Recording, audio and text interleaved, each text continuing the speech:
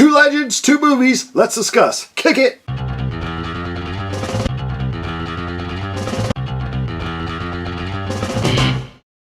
Hey, thanks for clicking on this video. Be sure to subscribe, like, and all that stuff. Let me know in the comments below what your favorite Bowie record and what your favorite Ronnie James Dio project was. Sadly, we lost both of these performers to cancer. This vinyl channel, so I'm going to show you what I got music collection-wise from both of these artists, and then we'll tell you about the movies that just came out about these two people as well. Born David Robert Jones, of course we know him as David Bowie, passed away in 2016 at the age of 69.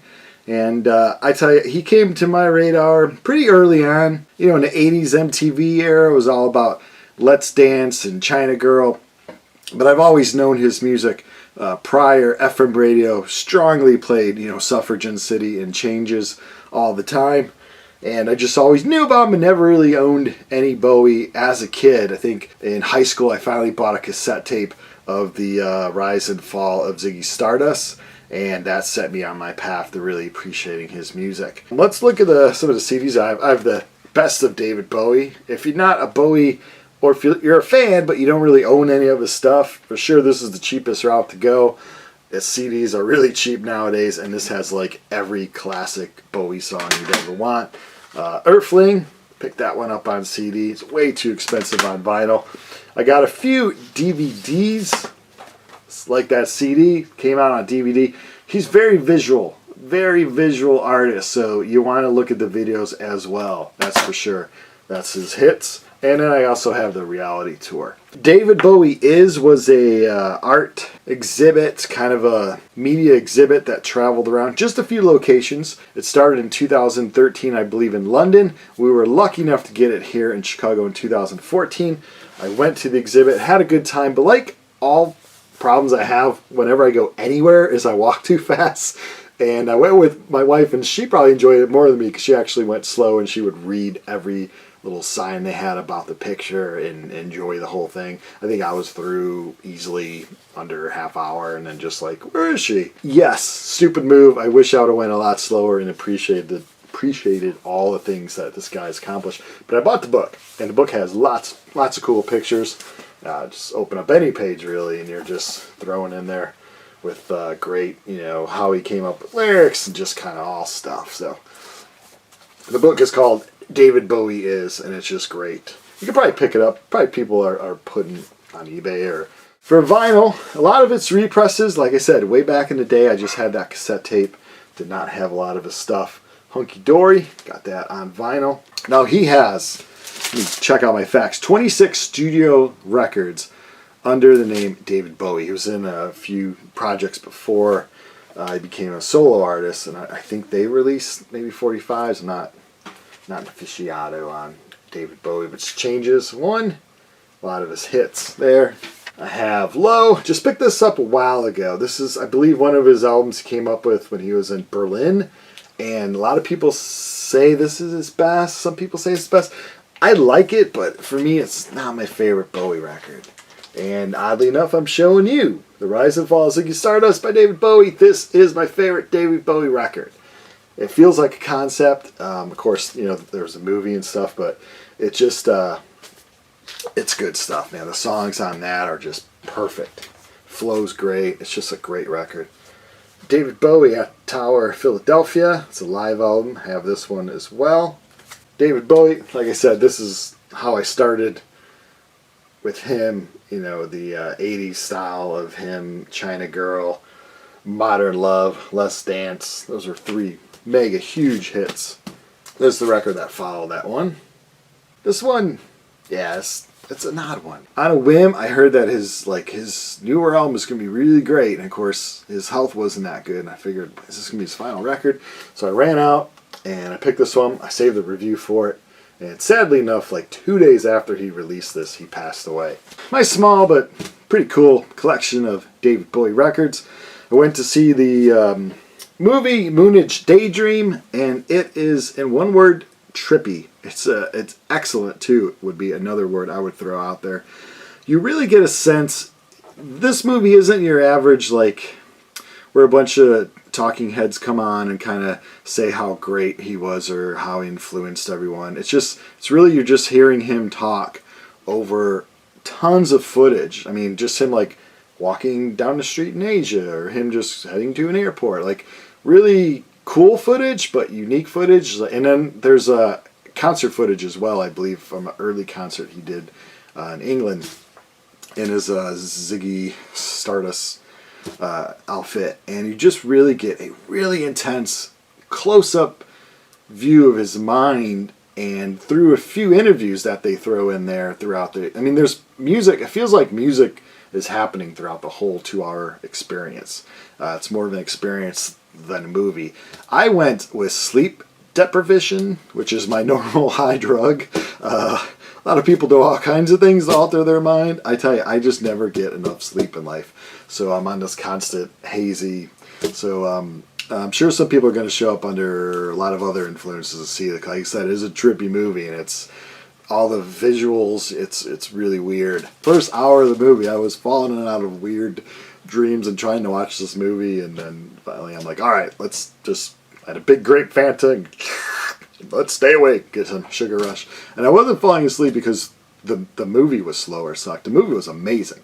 I was just very, very tired. So it is great. You get a good, in-depth mind to his inner mind, the fact that he just wanted to change. Now, a lot of artists, they get pigeonholed, and if they try to change, you're like, why don't you go back to that style that you did really, really, really well? I think he was one of a handful of artists in the history of rock music, and I mean a handful, like 1 through 5, that were captivating enough in every style that they did that we wanted to pay attention.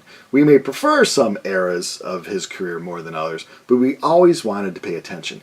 And that was really interesting to learn from the movie, that he really wanted to challenge himself, and he really wanted to change. He didn't want to settle down. He didn't want to really have a house. He'd like apartments. He would move around. And it's really interesting to get that kind of perspective on that artist. For people that know a lot about him, you're going to love the movie. For people who aren't that interested in him, just know a few songs, I would still suggest checking out this movie because it is very artsy. Just be prepared for that. It's very artsy and trippy, and it's a really cool visual effect of kind of his career from Ziggy Stardust until he passed away. So it's hard to fit all that into 2 hours, but somehow they do. And of course they stay longer on the time periods that were a little more, where people really knew him more. But so it was a great movie. All in all, I would highly suggest going to that movie. Our second performer we're going to talk about, Ronald James Padavona. We know him as Ronnie James Dio. And he has had another great career. Sadly, we lost him also to cancer at the age of 67 way back in 2010. I cannot believe, filming this 2022, that it has been 12 years since we lost Ronnie James Dio. What a career he's had. I'll show you my collection of his stuff. His later stuff, and here and there, I've been getting on CD. Like I said, vinyl prices are insane. So luckily for me, I had a lot of his stuff owned ever since I was a kid. So trying to purchase everything now is pretty expensive. It has some CDs. Killing the Dragon, I believe this one. This is a later record of Dio. He had 10 studio albums from his solo career. Lock Up the Wolves. That's a great one. Dream Evil on the CD. I have it on LP, you'll see. Now this is from '86. This is Finding the Sacred Heart. This is a DVD concert I have of his. I believe the guitar player on this is Craig Goldie, who was also in Giuffria for a while. And like Bowie, he was a very visual artist as well. And that's how I found out about Ronnie James Dio, was also MTV. This is MTV, those early years, they exposed you to everything. There's a video for Holy Diver, and him walking around with that sword. I was like, oh, this guy's huge. And then you learn he's just a little guy. That's kind of how they filmed it. And I just was I was into Ozzy solo stuff at that time.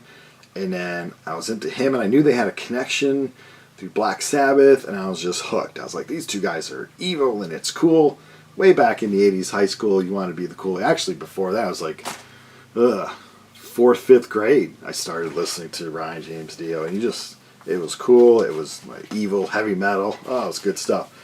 Bought this in the 80s at a record show. This is one of his early bands, Elf, Trying to Burn the Sun. Honestly, I love his voice.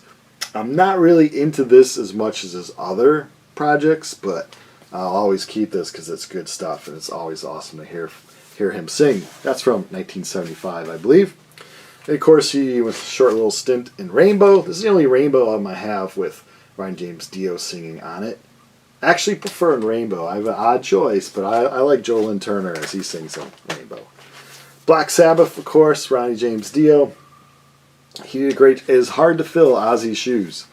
And it's great that Ronnie James Dio had success, Ozzy had success, and they all had success with Black Sabbath. And Black Sabbath obviously had great success. My favorite work of his was Sabbath. This is a repress, Mob Rules. The Mob Rules is one of my favorite Black Sabbath songs. This is the picture disc that came out not too long ago. I used to have a copy of this that just was beat to hell, so I'm glad to pick up the picture disc for this. Have it on CD as well.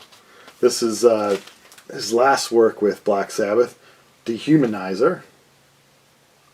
Picked this one up a few years ago. Like I said, for me, his solo work is where it's at.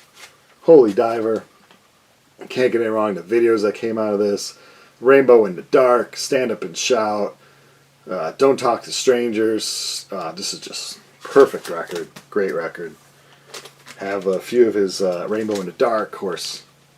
This is a 12-inch single for that. Last in Line. This, another Holy Diver, Last in Line, boom, boom. Two perfect records. We Rock, Last in Line, I Speed at Night, Evil Eyes, Egypt, The Chains Are On. Just a few of the great songs. Every song is great. I actually tried to draw this guy so many times on my folders in school and stuff, and everyone thought, hey, that kid's evil. That kid's going to grow up to be weird. A very catchy song from that Last in Line record. Of course, Mystery is a 12-inch single for that. Sacred Heart, Hungry for Heaven, Rock and Roll Children. That's a great one off of this one, Sacred Heart. This is a great record as well. Then we have Dream Evil. Dream Evil, of course. All the Fools Sailed Away, a very catchy slow song. That's what his stuff is, very catchy. Ozzy too. You think Black Sabbath's gloomy and dark, but these singers come from that, and they put out these solo works that really have I guess a pop sensibility. A lot of these heavy metal songs have great hooks to them. And Rock and Roll Children, We Rock, The Last in Line Live. It's a 12-inch white vinyl there.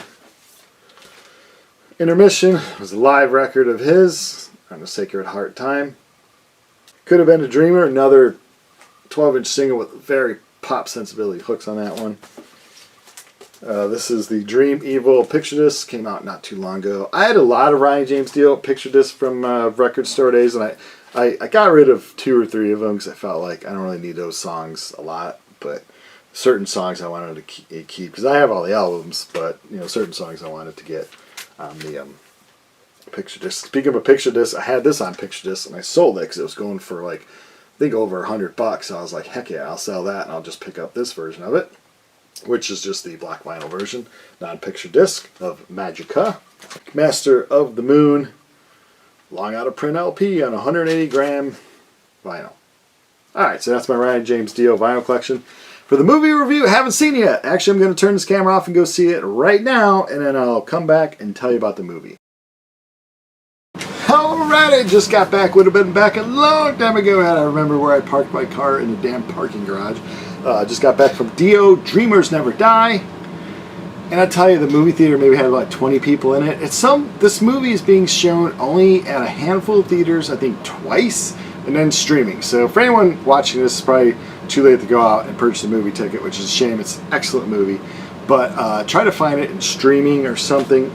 Dio Dreamers Never Die, the story of Ronnie James Dio, the late great heavy metal singer. It is your classic look where they bring a bunch of people to talk about him, and then his life goes through the timeline. But however, it's not boring because it's about an amazing person with an amazing voice. People talking about him are Sebastian Bach, Jeff Pilson, Don Dokken, Craig Goldie, Jack Black, and of course his wife is in it a lot, Wendy Dio. And it talks about their marriage. So pretty much goes through his life as a teenager. I think his first recording was at age 18 or something, when he had more of that Frank Sinatra, Tom Jones kind of style. And then why he wanted to be hard rock and heavy metal, then Elf, Rainbow, Black Sabbath, and then solo. project, and then ending with the last album he did with Black Sabbath, that it was called Heaven and Hell, which I mean to check out, because in the movie Sebastian Bach plays a clip, or plays a song from that album, and it is awesome. So I don't know how that flew under my radar, but I need to get that record fast, probably on CD, because the vinyl would be crazy prices. And it just is a really great look. Will it appeal to anyone? Probably not, because you really have to be interested in him as a performer and in heavy metal as a genre.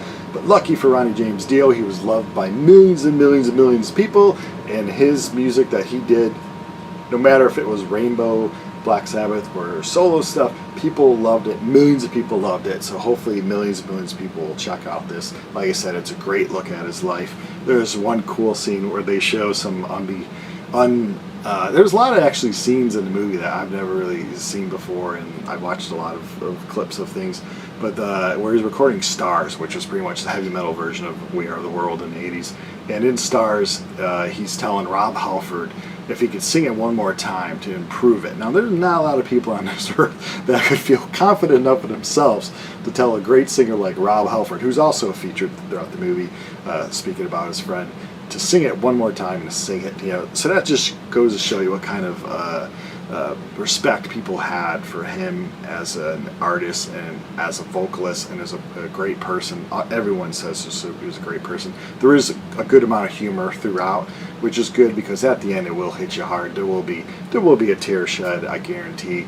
You know, we all know how his life ended, but it's still sad when you're seeing his life and then you know it's gonna end. So great movie. I'm really glad I saw it. I have to go to bed now. But Dio Dreamers Never Die. Not like the movie with Bowie, that's all trippy and artsy. This is more of a straight ahead, bring in a bunch of people to speak about him and go through his life. But excellent movie. Two excellent movies, two excellent performers. I'm glad I saw them both, and hope you like this video. Thanks for watching. Oh, I should clarify. I'm glad I saw the movies both. I was stupid and I never saw either of those performers live.